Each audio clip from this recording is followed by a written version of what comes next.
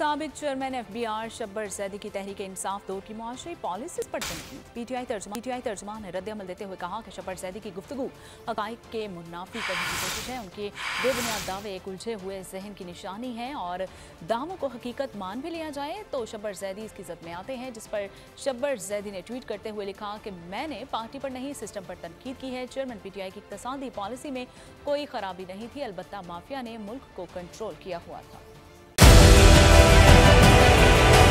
Digital loan scam, आवाम को कर्जों के जाल में फंसाकर लूटने वाले भेड़िए बेनकाब। बोल की काविशें बारावर साबित हो गईं, ऑनलाइन कर्ज माफिया के गिर्द घेरा तंग हो गया है।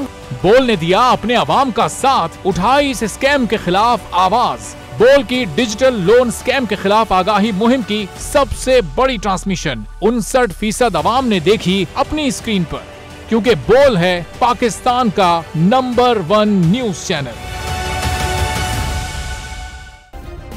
सब्सक्राइब करें और बेल दबाएं ताकि कोई खबर रह न जाए।